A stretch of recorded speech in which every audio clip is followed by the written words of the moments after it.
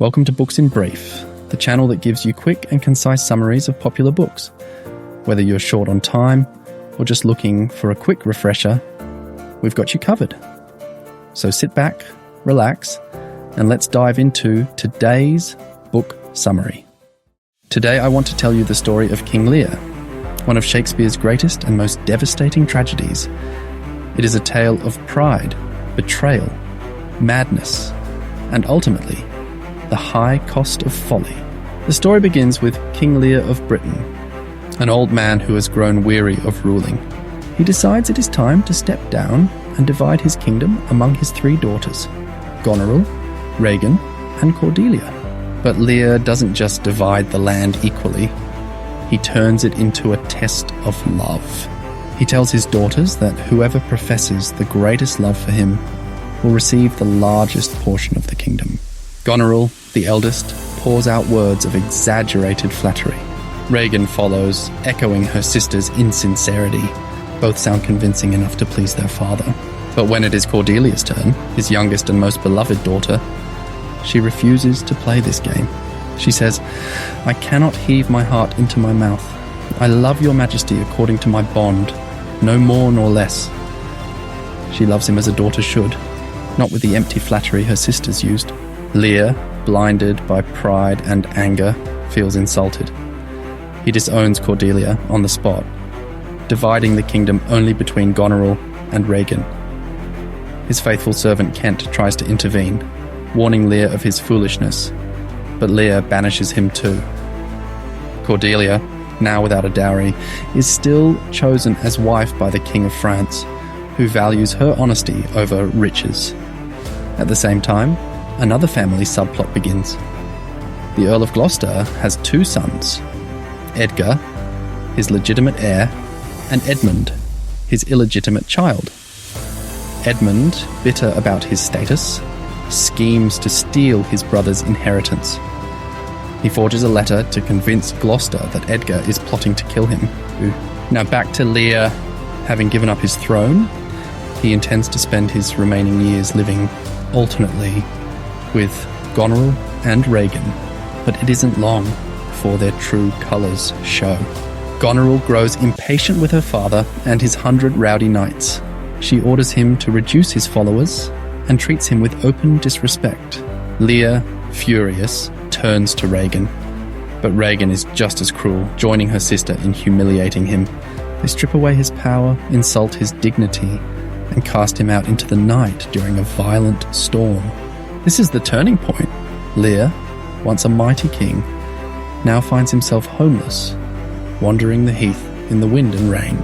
He is accompanied only by his loyal fool, who offers him bitter truths, disguised as jokes, and soon by Edgar, still in disguise, as poor Tom, a mad beggar.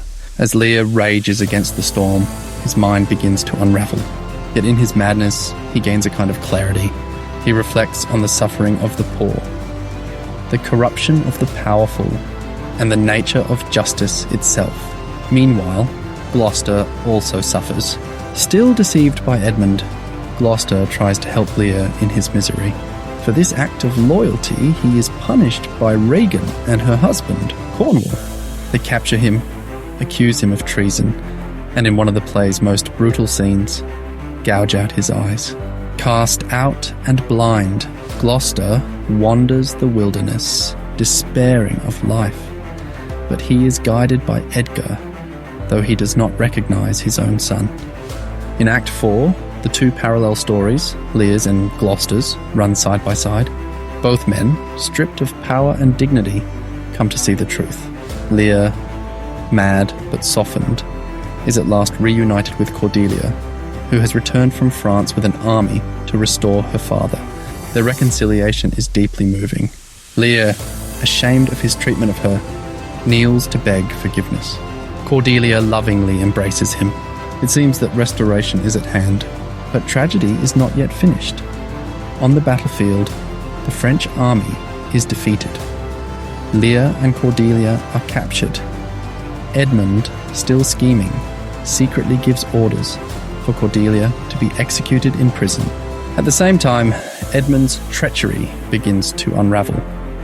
Goneril and Regan, both in love with him, turn against each other. Their rivalry ends in disaster.